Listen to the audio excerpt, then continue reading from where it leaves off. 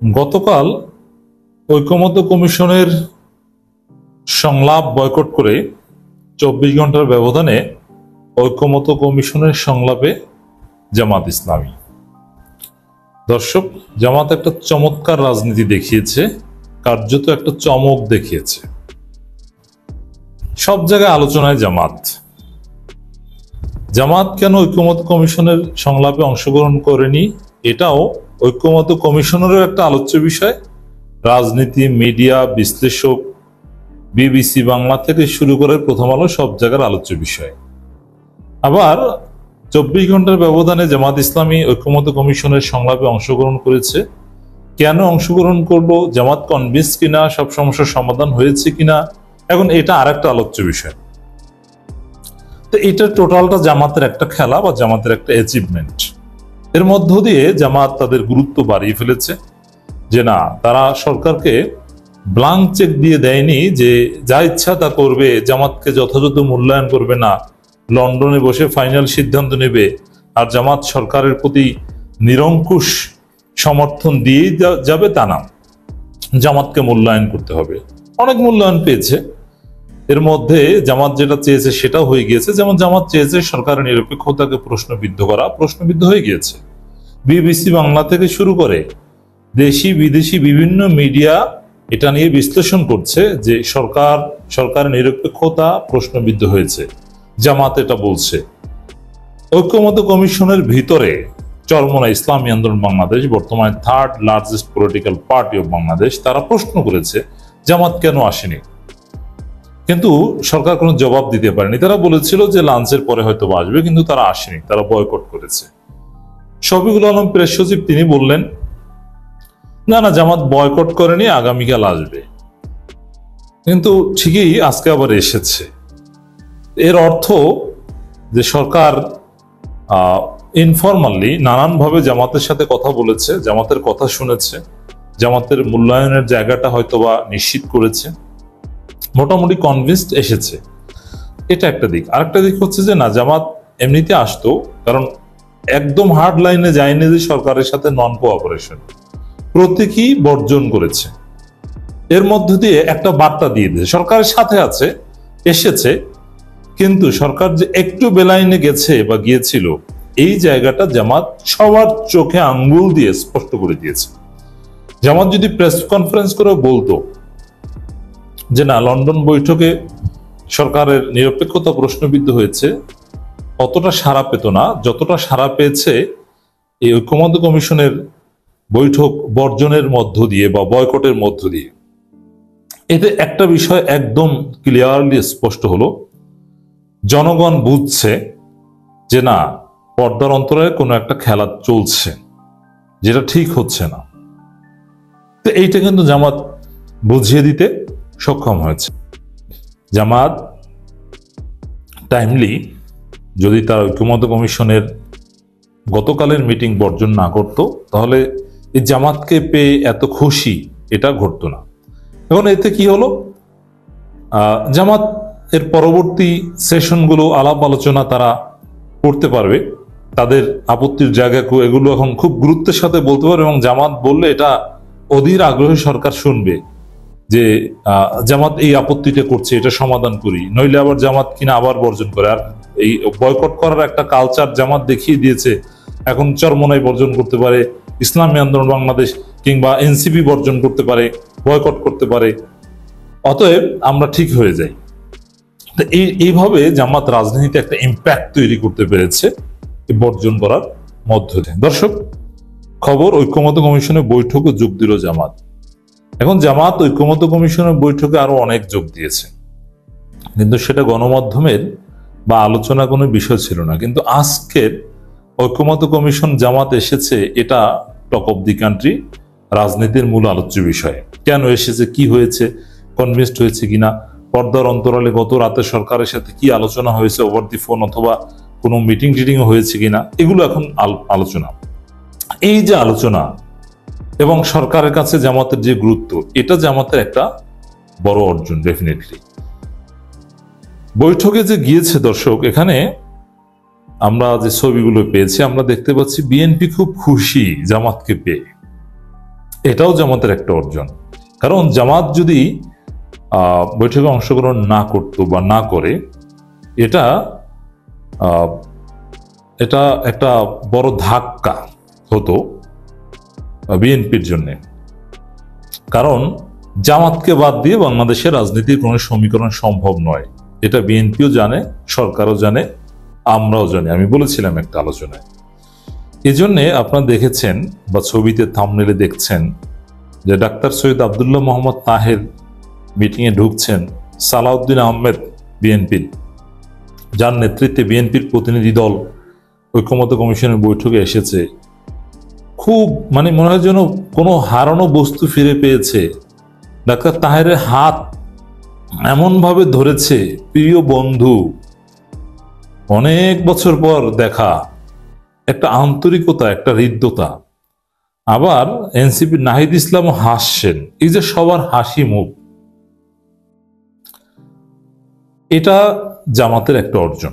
আমরা যদি একটু খবরটা দেখি দর্শক, জাতীয় ঐক্যমত্য কমিশনের সঙ্গে দেশের রাজনৈতিক দলগুলোর প্রথম দিনের বৈঠকে জামাত ইসলামী অংশ না নিলেও বুধবার অংশ নিয়েছে দলটির প্রতিনিধি। তো অংশ না নেওয়াটাও ছিল একটা ওয়াইজ ডিসিশন, আজকে অংশ নেওয়াটাও একটা ওয়াইজ ডিসিশন, এবং দুইটারই ফল জামাত পাচ্ছে, রাজনীতি পাচ্ছে, দেশ পাচ্ছে, জাতি পাচ্ছে। সরকারকে সঠিক পথে রাখতে এটা গুরুত্বপূর্ণ হিসাবে আমরা দেখছি। বুধবার বেলা 11:30 রাজধানী ফরেন সার্ভিস একাডেমিতে বৈঠক শুরু হয়েছে। এর আগে মঙ্গলবার কমিশনের প্রথম দিনে বৈঠকে জামাতের কোনো প্রতিনিধি অংশ নেয়নি। তবে দলটির পক্ষ থেকে আজ বৈঠকে অংশ নিয়েছেন দলটির নায়েবে আমির ডাক্তার সৈয়দ আব্দুল্লাহ মোহাম্মদ তাহের, সহকারী সেক্রেটারি জেনারেল মাওলানা রফিকুল ইসলাম খান ও সহকারী secretary H M Hamidur Rahman Azad. এখানে অ্যাডভোকেট শিশির মনির দেশে নেই, লন্ডনে আছেন। তিনি দেশে থাকলে তিনি পার্টিসিপেট করতেন। কারণ জামাত, দেখেন, এটা জামাতের রাজনীতির একটা বড় ধরনের প্যারাডাইম শিফট। গুরুত্বপূর্ণ কোনো পদে নাই। যেই শিশির মনিরকে একসময় ভারতের দালাল বলতো জামাতের শীর্ষ নেতারা, সেই শিশির মনির পদে না থাকেও এখন জামাতের 5 জনের একজন, মৌলিক ডিসিশন মেকার। আল্লাহ কাউকে উপরে উঠালে এই জামাতের মতো স্ট্রাকচারাল সংগঠনেও পদ লাগে না। যেমন জামাত যে কারণে বয়কট করেছিল, ওই কারণটা ডেফিনেটলি আজকে সরাসরি বলবে, অথবা ওভার দি ফোন আগে বলেছে। সরকার কতটুকু সংশোধন হয়, কতটুকু পরিবর্তন হয়, সরকারের রেসপন্স কি, জামাত সহ অন্যান্য দলগুলোকে কতটা মূল্যায়ন করে, এটা জামাত দেখবে। যদি জামাত পুরোপুরি কনভিন্সড হয় তাহলে এইটা নিয়ে জামাত আর মন্তব্য করবে না। আর যদি কনভিন্স না হয় তাহলে কেন বর্জন করেছিল এটা স্পষ্ট করে দিয়ে আরো নানান বক্তব্য দিবে। অলরেডি আপনারা দেখেছেন শফিকুল ইসলাম মাসুদ বক্তব্য দিয়েছে যে এই সরকার একটা দলের অনুগত হয়ে কাজ করছে, মানে বিএনপির অনুগত হয়ে কাজ করছে। বিএনপির প্রতি পক্ষপাত দেখাচ্ছে তাও না, বিএনপির অনুগত হয়ে, মানে বিএনপির কথায় চলছে, বিএনপির সাবঅর্ডিনেট, এটা বলছে শফিকুল ইসলাম মাসুদ। এখন রফিকুল ইসলাম খান আজকে কিছু বললেন, এটা একটা ছাড় দেয়া, যে দেখি কি হয় আজকে, মানে মূল্যায়নের জায়গাটা কেমন, তারপরে আমরা বাকিটা বলবো। যেমন জামাত গতকালকের আলোচনায় যেগুলো মিস করেছে, জামাতের যে মন্তব্য, এগুলো আলাদা শিডিউল দিয়ে হলেও, আলাদা টাইম দিয়ে হলেও জামাতের আলোচনা শুনবে। মানে গতকালকে জামাত মিস করেছে তা না, জামাতের বক্তব্য ঠিকই আজকে শুনবে। এটা জামাতের একটা চমৎকার রাজনীতি। 24 ঘন্টায় 2টা সিদ্ধান্তই জামাতের জন্য, দেশের জন্য একটা ওয়াইজ ডিসিশন। এর মধ্যে থেকে আপনি আর কি পেতেন আপনি কি জানেন তারেক রহমান সাহেব? ইউরোপের প্রত্যেকটা সরকার প্রধানের সাথে আপনি দেখা করার সুযোগ পেতেন। ডক্টর মোহাম্মদ ইউনূসের ডিপ্লোমেসিটাকে আপনি শিখে ফেলতেন। ডক্টর মোহাম্মদ ইউনূসের প্রত্যেকটা পার্টিকেলকে রিলেশনশিপ বিল্ড আপের ক্ষেত্রে আপনি বুঝে ফেলতেন যে আপনি কি বুঝছেন। আপনি বুঝে ফেলতেন যে ডক্টর মোহাম্মদ ইউনূস তার ফরেন পলিসিকে কোন দিকে,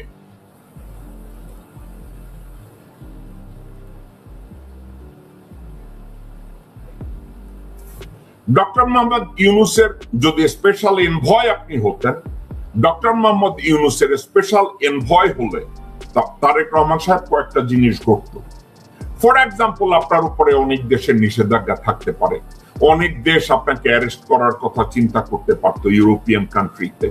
আমেরিকায় আপনার এগেনস্টে নেগেটিভিটি কিছু থাকতে পারত, কিন্তু আপনি যদি ডক্টর মোহাম্মদ ইউনূসের স্পেশাল এনভয় হিসাবে আমেরিকায় ঢোকার সুযোগ পেতেন, কেন বলছি, বাইডেনের সময় ডেমোক্রেটিক গভর্নমেন্ট যখন ছিল, প্রথমেই যদি আপনি এই সুযোগটা নিতেন, আপনি কি করতে পারতেন জানেন তারেক রহমান সাহেব? আপনি আমেরিকায় ঢুকে প্রথমে বাইডেন অ্যাডমিনিস্ট্রেশনের সাথে মিশে আপনি বলতে পারতেন যে বিএনপির এগেইনস্টে যে টিয়ার 3 টেররিস্ট অর্গানাইজেশন হিসাবে এখানে ডেজিগনেট করা আছে, আপনি বলতে পারতেন আল্লাহর ওয়াস্তে এই ডেজিগনেশনটা সরায়া দেন, ক্যাটাগরিটা চেঞ্জ করে দেন। তারেক রহমান সাহেব, আপনি আপনার দলকে হেল্প করতে পারতেন। আপনি আমেরিকা এসে যখন ঢুকতেন, আপনি ডক্টর মোহাম্মদ ইউনূসের স্পেশাল এনভয় হিসাবে ওয়ার্ল্ড ব্যাংক আপনাকে সম্মান করত, IMF আপনাকে সম্মান করত। কেন করতো আপনি কি জানেন? আপনি ডক্টর মোহাম্মদ ইউনূসের স্পেশাল এনভয়। আমি আপনার বাবাকে ভালোবাসি, আমি আপনার বাবাকে শ্রদ্ধা করি, কিন্তু আপনার বাবার অর্জন এত পর্যায়ে যায় না যেটা ডক্টর মোহাম্মদ ইউনূসেরটা গেছে। আপনি যদি ডক্টর মোহাম্মদ ইউনূসের স্পেশাল এনভয় হতেন, আপনি জাতিসংঘে স্পেশাল ট্রিটমেন্ট পেতেন, আপনি স্টেট ডিপার্টমেন্টে একটা স্পেশাল ট্রিটমেন্ট পেতেন, আপনি হোয়াইট হাউসে একটা স্পেশাল ট্রিটমেন্ট পেতেন, আপনি পেন্টাগনে একটা স্পেশাল ট্রিটমেন্ট পেতেন। আপনি আমেরিকায় ঢুকলে, ইউরোপে ঢুকলে বিএনপি কে টিয়ার 3 টেররিস্ট অর্গানাইজেশনের লিস্ট থেকে সরায়া দিয়া আপনি একটা ইম্পর্টেন্ট পিআর তৈরি করতে পারতেন, যেটা হতো বিএনপির অর্জন, এবং ভবিষ্যতে এই রাস্তা দিয়ে আপনি সঠিকভাবে সত্যিকার অর্থে একটা দেশ নায়ক হয়ে বাংলাদেশকে পরিচালনা করতে পারতেন। আপনি এই সুযোগটা নষ্ট করেছেন। এখন ডক্টর মোহাম্মদ ইউনূস উনি লন্ডনে যাবে, আপনি ডক্টর মোহাম্মদ ইউনূসের সাথে দেখা করার এখন একটা সুযোগ পাবেন। তারেক রহমান সাহেব, আপনি আমার কোনো পাকা ধানে মই দেন নাই, আমি আপনার দল করি না এবং আপনার দল জীবনে করব না, আমার কোনো স্বপ্ন নাই, পলিটিক্যাল আকাঙ্ক্ষা নাই যে আপনি আমাকে কোনো কিছু অফার করতে পারেন যেটা আমার দরকার, কিন্তু আপনার যেটা দরকার সেটা আমি আপনাকে বলতে পারি। আপনার কি দরকার জানেন? আপনার একটা সঠিক গাইডেন্স দরকার। ওই গাইডেন্সের জন্য ডক্টর মোহাম্মদ ইউনূসের আশীর্বাদ দরকার আপনার। ডক্টর মোহাম্মদ ইউনূসের যে রাস্তাটা উনি বিশ্বব্যাপী তৈরি করেছে, ওই রাস্তাটার দিক নির্দেশনা আপনার দরকার তারেক রহমান সাহেব।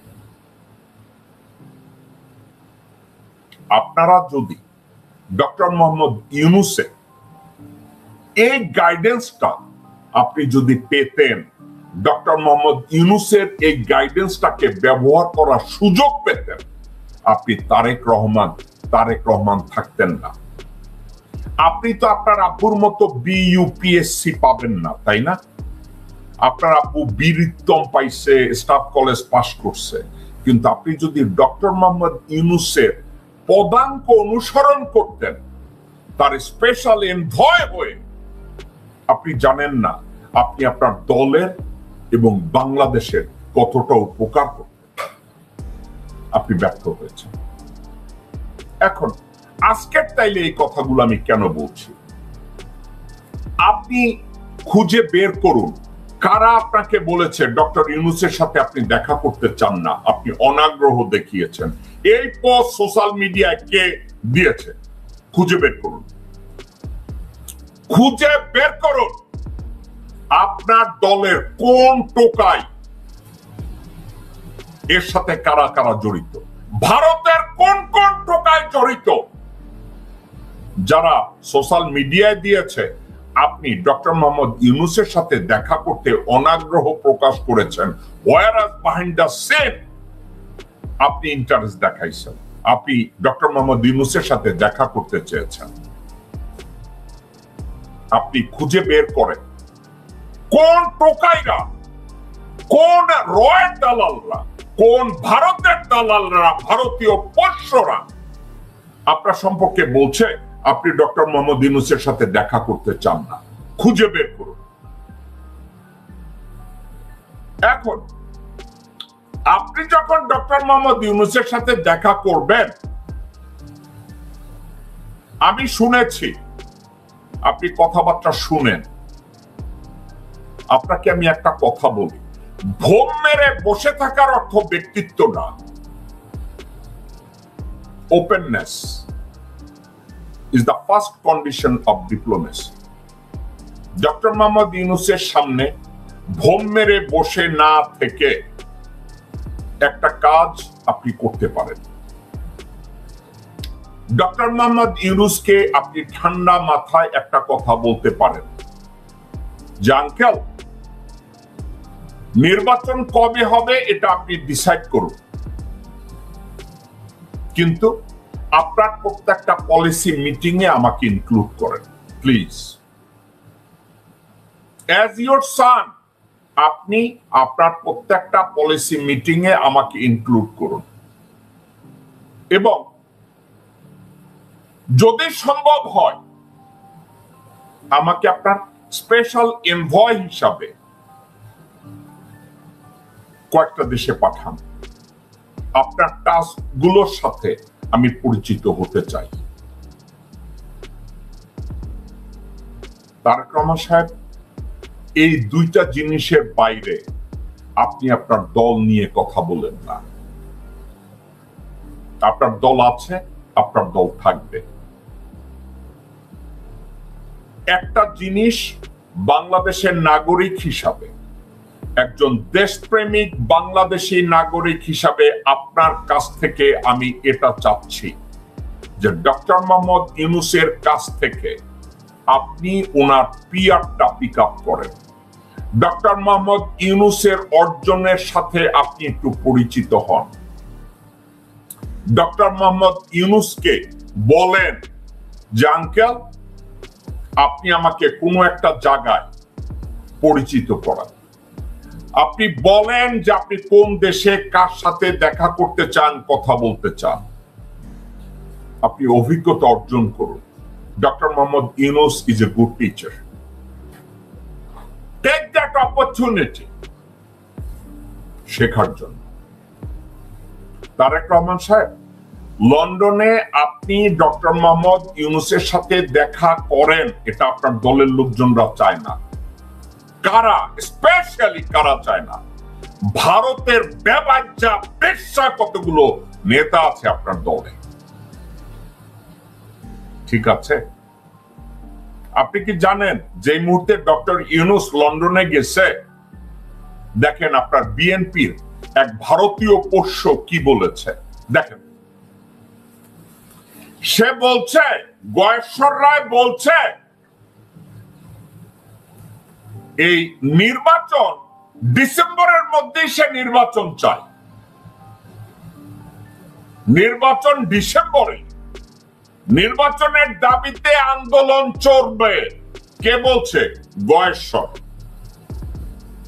এবার তারেক রহমান সাহেব গয়েশ্বর রায়ের ছবির ডান দিকে তাকান।